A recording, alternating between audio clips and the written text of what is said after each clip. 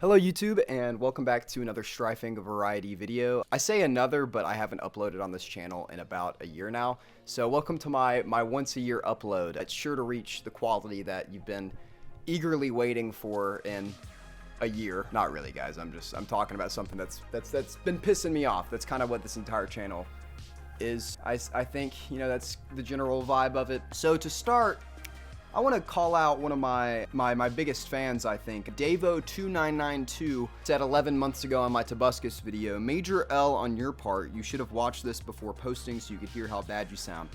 And you know, I agree, man. I sounded horrible. The audio quality in the last video was not up to par. So I went to film school for a year, and I now understand how to record audio. So thank you, Davo, for inspiring me to go to film school. Kind of just jumping straight into this topic. We're going to be talking about Kristoffer Borgli today. I'm not sure if that's how you say his name. I'm going to look it up really quickly, and it's going to cut like nothing happened. Borgli is correct. All right.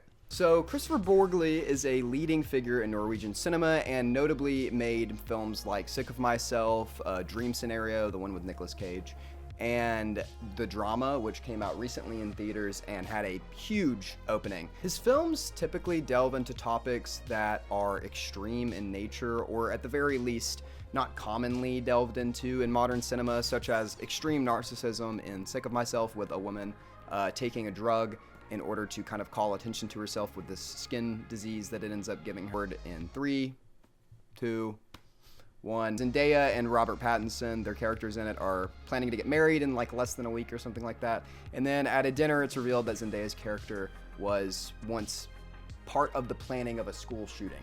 She was planning a school shooting, and it kind of delves into those topics. And that movie is really interesting. I actually am quite a fan of most of the work of Kristoffer Borgli that I've seen. Yesterday, I watched Sick of Myself in preparation for this video to see if I could kind of piece together anything large about the narratives of his film related to the topic we're discussing today. But I couldn't honestly find a lot of connections between what we're discussing today and his movies, so I didn't want to needlessly point out inconsistencies or try and bring up a larger idea that his movies are promoting this idea that has recently come out about him. So I decided to not really foray into that.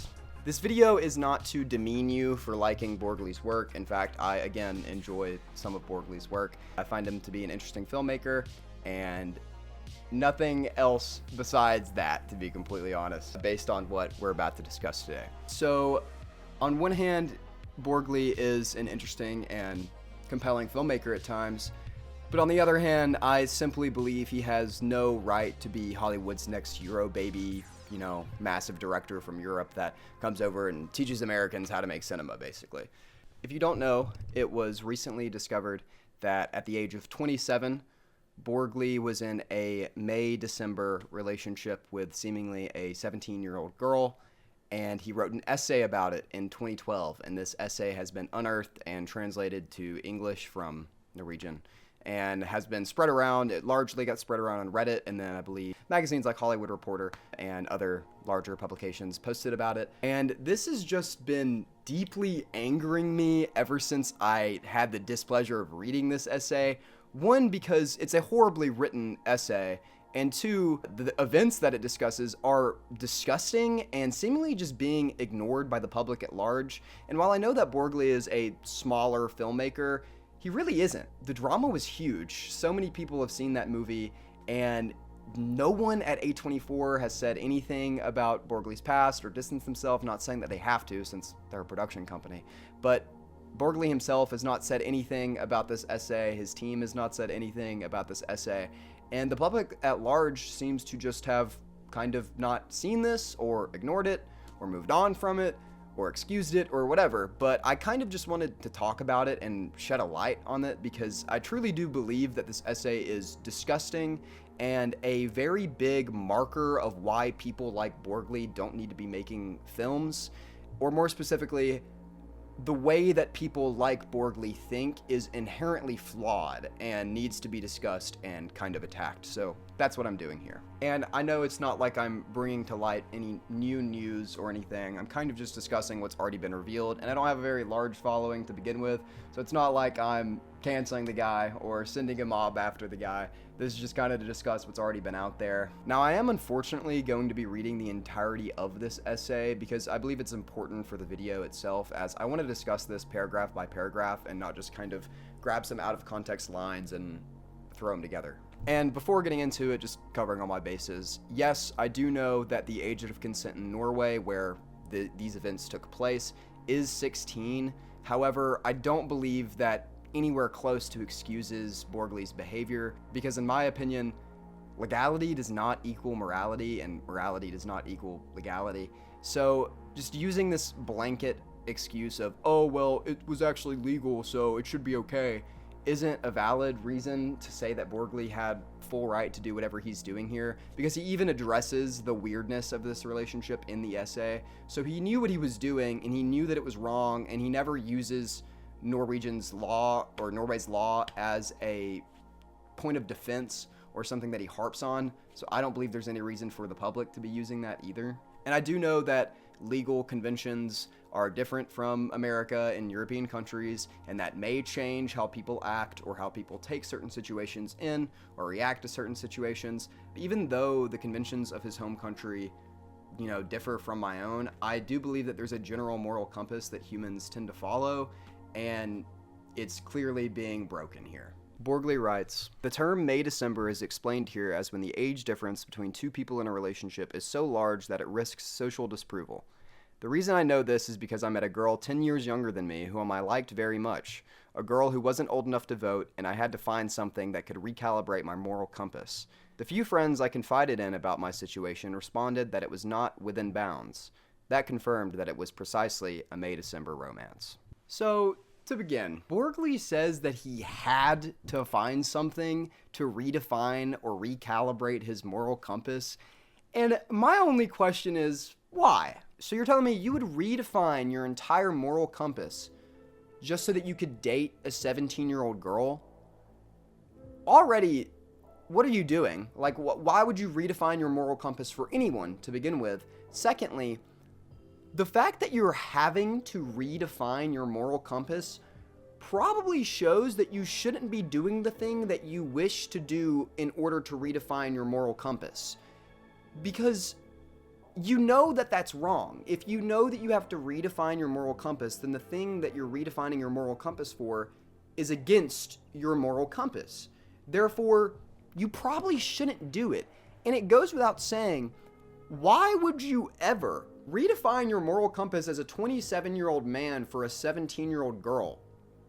What do you have in common with a 17-year-old that is so tantalizing that you will redefine your entire moral compass over it? And I understand that if Borgli was here, he would probably say something along the lines of, well, the powers of love were just too tantalizing. I couldn't not fall in love with her.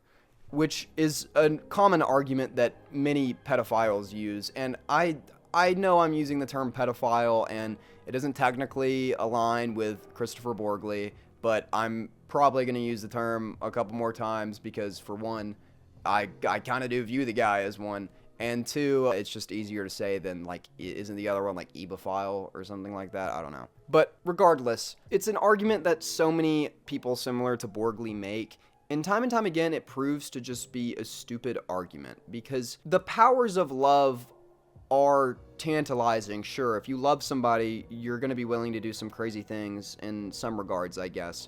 But it just leads back to this idea of, again, how are you falling in love with a 17-year-old girl? I mean, regardless, how are you doing that? But more importantly, what is so great about dating a 17-year-old girl that is so different than what you can get in dating someone else that is of age, to the point where you genuinely have to redefine a part of your morals in order to date that person? If I was dating as a 27-year-old man, and I was dating someone that was my age, I would never redefine my morals to date that person, regardless of who that person was. That's like saying, if you were dating a murderer, Guys, I'm going to go off. I'm sorry. This is not what he's saying, but this is, in my mind, what he's saying. If you were dating a murderer and you really loved this murderer, you would have to redefine the part of your brain that says murder is bad, like all murder is bluntly bad, in order to love that person. Would you do that? And if you would do that, you're probably Kristoffer Borgli. Moving on. I woke up in the cramped little apartment I was temporarily renting after I moved out or was thrown out by my ex half a year earlier. Beside me lay a blonde girl, a high school... My light just turned off. 1 second. Sandwich break! Alright, let's continue. I woke up in the cramped little apartment I was temporarily renting after I moved out or was thrown out by my ex half a year earlier. Beside me lay a blonde girl, a high school student, enjoying the sporadic holidays in May. I chose to see her that way, to define her by her age, and I chose never to see her again. But you can't choose what the heart wants. A post on Facebook, a text message, small digital exchanges in the days that followed. There's something about the way that Borgli writes this essay that just utterly pisses me off. Like the fact that he's critiquing a previous version of himself for choosing to view a 17-year-old girl by her age or choosing to define a 17-year-old girl by her age is so stupid, because he's looking back at this time with his point of view now, which is dating a 17-year-old is okay. So he's essentially saying, like, I chose to do the right thing. Now let me tell you why that right thing is actually wrong.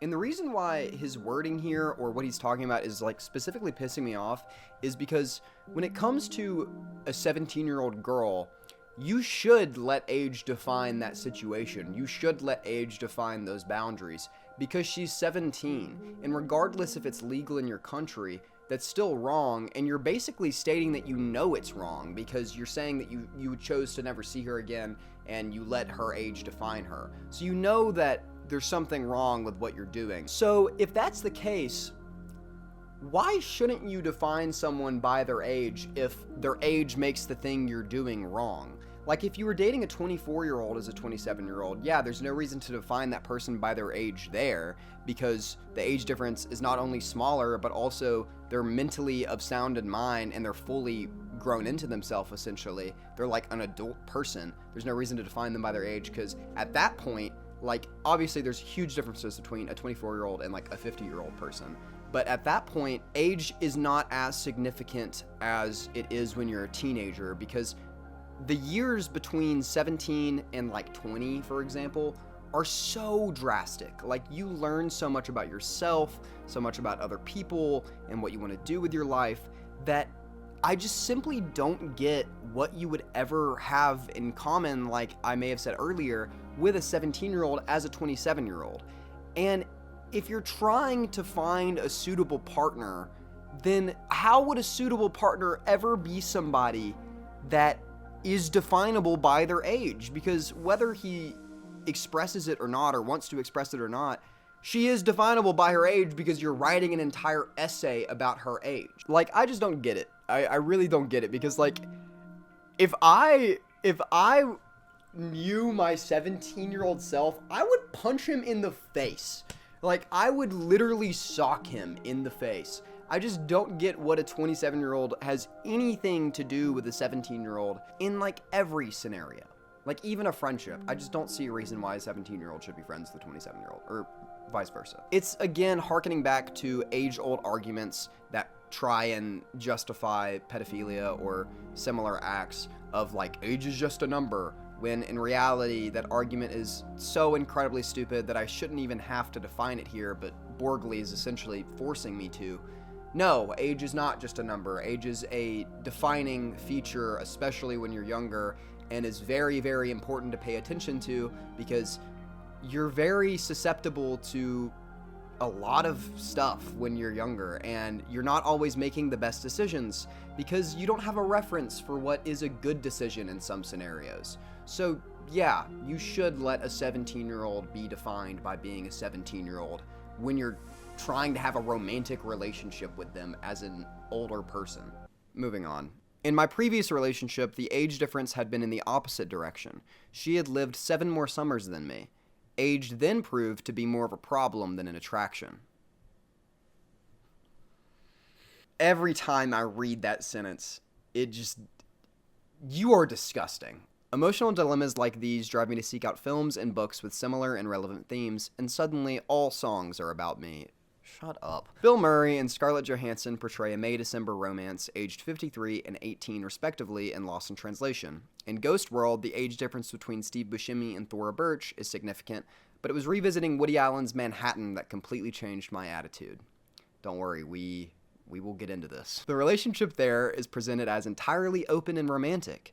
If a film made in 1979, in which Woody Allen's 42-year-old character has a public relationship with a 17-year-old girl, is portrayed exclusively in a positive way and causes no controversy in its own time, then why shouldn't my relationship with a considerably smaller age difference in 2012 be within bounds? I chose to listen to Woody over my friends. There is so much, so much to cover in this paragraph that I don't even know where to start. I truly don't. Stating the age of the 17-year-old girl as an attraction through describing how your ex's age difference and her being older than you pulled you away is so openly disgusting that I can't believe he wrote that and published it. For one, I can't believe this was published in like a newspaper, by the way. I can't believe a newspaper or whatever magazine or whatever published it in the first place. But more so, I just don't get how you as an adult man don't realize the problem with what you're saying. It's insane that you're actively admitting that the girl's young age attracted you, which is again why I bring up this idea of like, if people make the argument that the age of consent in Norway is 16 and this is technically legal and he didn't know he was doing anything wrong, I think that's plainly stupid and plainly wrong. At least as a reader, this may not be what he believes, but as a reader, I'm reading that as, okay, so you're attracted to younger girls. You're attracted to specifically teenagers, meaning you would probably go younger than 17 if the opportunity arose, meaning you're probably going to end up breaking the law, which is why it's so stupid to bring up the law in this scenario. It just has nothing to do with anything that he's saying. He's actively already digging himself a large enough grave that we don't need to justify it with legality. Also, like, spoiler alert, if you want to call it that, like later in the essay, he kind of tries to justify this relationship through a lens of she was so intelligent and so smart. And to me, he's directly opposing that with the sentence where he's talking about being attracted to her based on her age. Moving on from that, Borgli decides to use media, more specifically movies, to justify his feelings and his relationship, which, first off, you should never let a movie define your morality or your moral compass, to use that word for the 40th time, because a movie isn't real life, it's fiction. It's not supposed to give you these grand ideas of how to change your morality and become a better person. I mean, like, some films are very, inspiring and can cause change in people in a positive way, but using it to justify isn't valid, because you're essentially using, or you're not essentially, you are, you're using like a fictional story, a piece of fiction that is not real and not like actually based in reality, whether the story is or not, to justify something that you are doing that can harm other people. It's incredibly dumb. But regardless, he states that Bill Murray was 58 and Scarlett Johansson was 18 in the film Lost in Translation, which I haven't seen the movie yet, but I did Google search that. I believe that's incorrect. I'm pretty sure Scarlett Johansson is supposed to be a college graduate in her early 20s in that movie, which regardless, I mean, yeah, that age gap is weird. But Sofia Coppola did mention in an interview when she was watching this with her children, who are teenagers, they pointed out that that aspect of the story was kind of weird. And her reply to that, to the interviewer at least, was, part of the story is about how you can have romantic connections that aren't sexual or physical. You can have crushes on people where it isn't that kind of thing. Part of the idea was that you can have connections where you can't be together for various reasons because you're at different points in life. So immediately, the point he's trying to make, using Lost in Translation to justify his May-December relationship, is void, because that's not the point of the movie. The movie isn't trying to just showcase an 18-year-old and a 58-year-old falling in love and everything's okay and it's shown in a positive light. I don't know, I'm sure, I bet the movie does show their relationship in some form of a positive light. I haven't seen the movie again, so I'm purely speculating. But from the words of the director herself, it's not the point of the movie. It's not meant to be this like sexual or physical relationship. It's meant to be more this thing of like, oh, it's this crush, and it's to show that like you can have feelings for people even if it's like not always the right time to have those feelings. which is like just so far against what Borgli is using this movie to justify. But that's not even the worst of it, because what has to be one of the most unintentionally... You're joking. Forgive any change in lighting. This is the second time I've had to change my lights. I tried charging it while I ate my sandwich, and it died very quickly. I'm not sure why. But I have my lamp here, my trusty lamp, so I'm sorry if it's a bit different. But, to continue. What has to be like the most unintentionally funny thing in this entire essay is Borgli referencing Woody Allen's 1979 film Manhattan as like a key cornerstone of what made him realize that this relationship was okay. Because you guys know Woody Allen, you know, the most perfect representation of what romantic relationships should be, you know? You know, the guy that was really, really, really bad to two of his stepdaughters and ended up marrying one of them. You know that guy? You know the guy who, while filming the 1979 film Manhattan, a movie in which he plays a TV writer who has a relationship with a 17-year-old girl, he was actively having relationships with underage women in New York City? You know, that guy. Let's use that guy as a reference point as to what makes, you know, a good relationship. What makes a relationship okay. It's just crazy to me that he genuinely... he says the words, "I trusted Woody over my friends." And this was in 2012. Like, this guy knew what type of guy Woody Allen is. And in order to kind of really break this down further, I decided to watch Manhattan. And it was a slog of a film. It's in the genre of comedy, I guess, which, to be completely transparent, I really don't think I've watched a single Woody Allen movie other than Manhattan now. And I don't know if I'm just not a fan of the guy's comedy, but he was just insufferable in the entire movie, and every character was insufferable. And I kind of get that that's like the point of the movie, but it's also just an annoying point of a movie is to have everybody be insufferable. Wow, really original.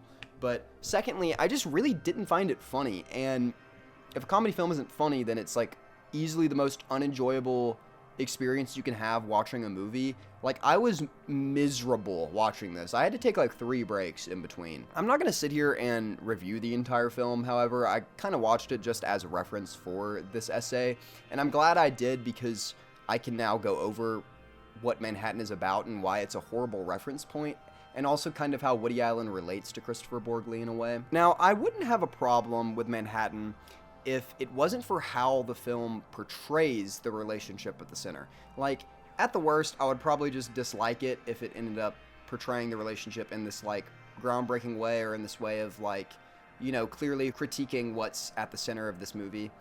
But this film does not do that. I don't care what anyone says. If someone watches this movie and genuinely sees it as, like, a critique of relationships akin to this, I'm sorry, I think you're wrong. I really do. So throughout the movie, Woody Allen is this incredibly unlikable TV writer who has a bunch of equally unlikable friends. And the entire movie is kind of about him like weaving in and out of these romantic relationships or relationship with friends or whatever.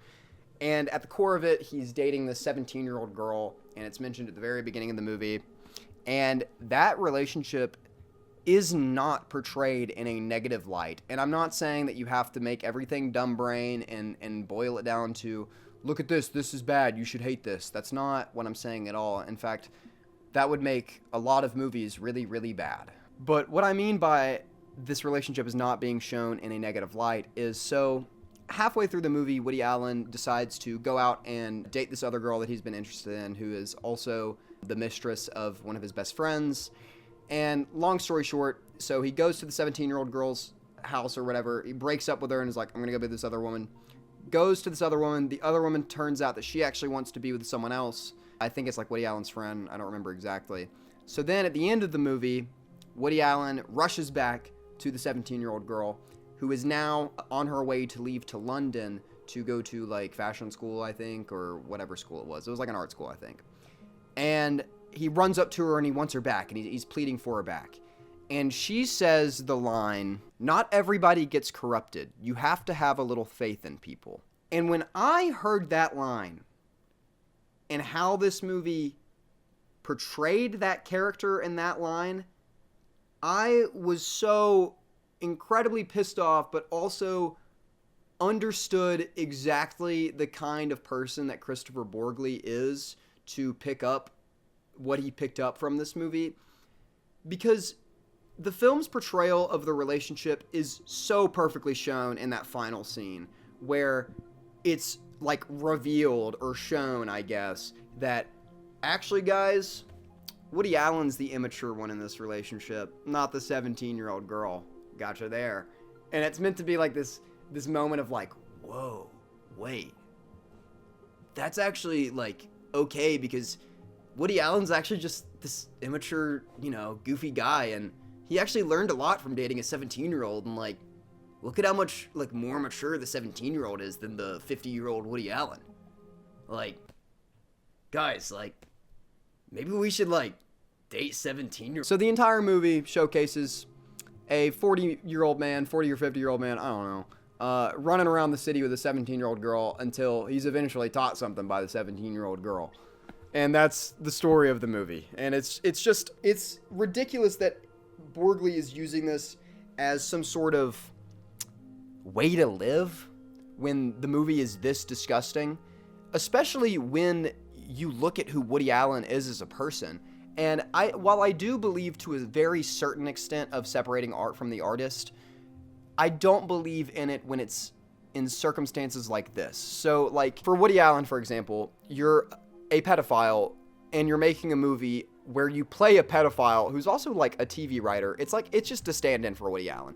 So you're playing a pedophile, you are a pedophile in real life. Chances are the reason you're writing a movie where you play a pedophile is so that you can either, one, live out your fantasy of being a pedophile, or two, justify it in some way. And I believe he's doing both here. So back to the Borgli essay, I hope you see now why him using this film specifically as a reason why the things he's doing is okay is just completely stupid. Because this film is not showcasing this relationship in a way that it would be okay, which it would never be okay in my opinion, but it's not even giving like a great reason for why you should be able to do this. But he sees this movie and he's like, whoa, he didn't get any controversy for it in the 70s. Why am I getting controversy for it in 2012? Which, not to be that guy, but dude, completely different time. Like, entirely different time. You can't judge 2012 against 1970. Neither of them are okay, but completely different time.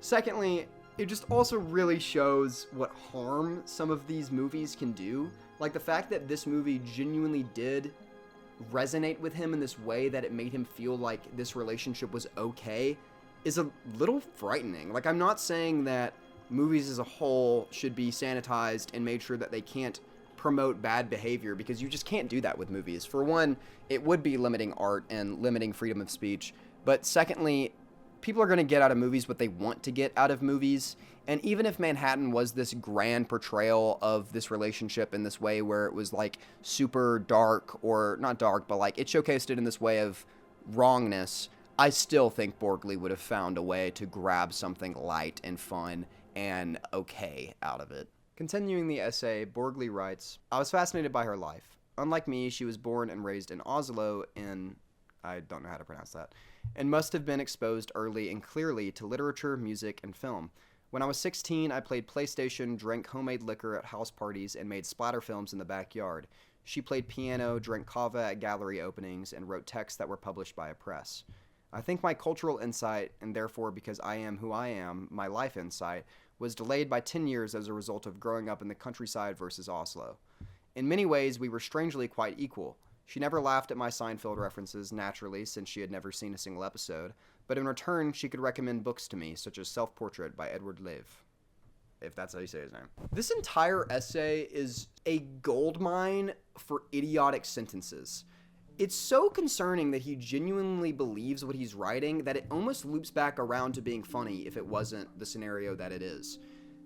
Seeing him justify this relationship by talking about his immaturity when he was 16 versus her maturity when she's 17, and then also adding the little blip in there of like, oh, well, actually, I think we're at the same level because I was growing up in the countryside and I'm nowhere near as smart as she is, or, you know, I'm just now as smart as she is so stupid because because you're removing the entire aspect of what like age is. It's like, it's not just because she grew up in the city and you grew up in the countryside. That has nothing to do with maturity or like what she'll be affected by when she's older versus what she's experiencing now. It has nothing to do with that. And the fact that that's another one of his justifications and can be deconstructed in like a sentence is just so stupid. It's also just, again, another textbook argument that people like him use to justify gross age gaps. It's like, oh, well, actually, she's a lot more mature than 17. She just happens to be 17. She's actually like a 28-year-old in the brain. And like, no, dude. She's a 17-year-old. She's not mature. She may be mature for a 17-year-old. But keyword, for a 17-year-old, because she's still 17. Like, it's so stupid. It's the same thing that Manhattan is doing, which I guess is probably why he's writing this. Like, no matter how sophisticated a 17-year-old is, I, again, just don't see how you have any true personal connection with that person at how young of an age they are. They're just experiencing things completely different than you, both like actual things that they're experiencing, like high school and stuff, and two, like how they're taking in that information and processing it and how it's affecting them is so completely different from being 27. It doesn't matter if she reads fancy literature or writes text that gets published by articles or whatever. It's just so stupid. She's still 17, dude. Just because she does all these things doesn't make it okay for you to be a creep. Like in your own words, she couldn't even vote yet. Like, that's what I don't get is, like, at the beginning, he, like, it seems as if he's going to be self-reflective about this and look at it in a way of, like, this, you know, mistake or maybe just this time that was different in his life. But no, it's not how he looks back on it at all. He's, like, romanticizing it in this way. And which, for one, just makes it gross, but two, it just doesn't make any sense. Like, you can't start an essay and be like, oh, well, actually, her age was very concerning to me and it made me push her away.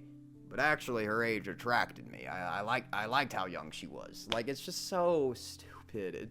Sorry for using stupid so much. That's just really what this guy is. Moving on to the final section of the essay. Borgli writes, I could watch her as she read the ever-new books she brought into my apartment. Her curiosity was admirable and contagious.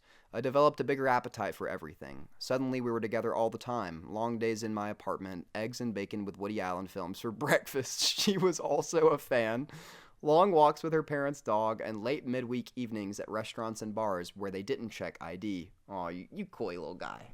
You coy little guy. They're not going to check her ID. She's just 17. They're not going to check her ID. Let's let her in. When her parents were away, we began spending entire days in their large apartment. We drank her parents' wine, we read her parents' books. Some days we didn't go outside because it was dark, and only then did we get dressed. Ugh, I forgot about that part. Ugh. Sorry. Sometimes we could sit at the large kitchen table from breakfast until dinner without moving, just talking and laughing. She played completely unfamiliar music that I often liked on first listen, and my favorite films became her favorite films. She told me what clothes I should and shouldn't wear, crew neck, not V-neck. We shared a fascination with Fleetwood Mac, and we both had a childish attachment to peanuts. That summer, I didn't travel for the first time as long as I can remember, but the time we spent together that summer in her parents' apartment was nonetheless the best and most exotic summer I've ever had. Her parents came home unexpectedly early from vacation, and I had to climb out the window, first floor. The summer ended, and our week-long weekends became ordinary weekdays. She was May, I was December. In all seriousness, there's something about that final line and this final paragraph in general that genuinely makes my skin crawl. Like, it's so overly smug and reminiscent, and he's romanticizing it in this way of calling it the best and most exotic summer he's ever had. It really does repulse me, and it makes me even more angry rereading it, because someone like this has a career in Hollywood. Someone like this is probably going to make another film. And more importantly, no one's talking about this. Like, this story dropped and nothing further was released about it. To discuss the final paragraph, I mean, to state the obvious, that line that I paused at, that I forgot about, that I actually don't have any notes written on because, again, I kind of forgot about it. And only then did we get dressed is like a clear example of what I mean by he's like overly romanticizing this thing. It's like knowing that you have no remorse, knowing that you have no concept of what you did was wrong or possibly harmful to this child. And instead it's this thing that you're remembering. Like you're remembering the fact that you guys weren't wearing clothes in her parents' apartment. And it's just it's so smug. It's so gross to read in this way because out of context, you know, like reading this and not knowing that she was young, it does just sound like a regular romance. It sounds, you know, they drank her parents' wine and they were over there all the time. And it sounds like, you know, two high schoolers that are having a summer together or something. But then you realize it's actually a man pushing 30 and a 17-year-old girl doing all this. And you're like, okay, so why is he writing this like it's some like fan fiction that he can't wait to get back to? Like, it's just so gross. And I realize that I'm probably repeating myself at this point, but I don't really know what more you can say about something like this. Like, really and truly. And he just talks about it in this way consistently, like it's just something that's normal and should be taken as normal, and he can't believe why it would ever be considered not normal. And he's listening to Woody Allen and not his friends, and you know, he's compromising his moral compass, and it's just all this stuff. It's just like, it's all just regular, it's all just normal, it's just like another day to him. It's just like, how did you publish this, man? Like, how did you write this and publish this? I guess to end this off, I want to just make clear that Borgli has not addressed this essay. His team has not addressed this essay. I think I said that at the beginning. Even though his newest film, The Drama, has done extremely well in theaters, I believe it's his highest grossing movie yet, it seems like the public at large just hasn't heard about this, which is, again, why I'm making this movie. And no, I don't think this video or even this story is going to implode his career. He's going to make another movie, most likely. He's not going to be thrown away or written off. But it's people like Borgli that, again, I do think we need to keep away from cinema. And it's just worrying because I know he's going to make another movie. And I don't like the idea that somebody can look at his story in this essay and be like, oh wow, this guy had this relationship with this girl and wrote about it openly and had a Hollywood career. Like, then what's wrong with me doing it? You know, I mean, and to say that is like very all-encompassing, I guess, you know, like, do I think someone's actually going to read this? Maybe, maybe not. And are they actually going to change their opinion? Maybe, maybe not. But it's the fact that Borgli is stating that something as simple as a Woody Allen movie was enough to change his idea about something that should be considered borderline illegal and definitely gross and against your own moral compass is okay. And I don't know, that's what I mean. I mean, like, I don't think he should have a career. I don't think he should have a future in Hollywood. This essay is, I'm seriously surprised it's being overlooked and not talked about at all, considering how point blank and disgusting it is. But that's all I got for you. I hope this was informative in some way, shape, or form. And yeah, have a good day.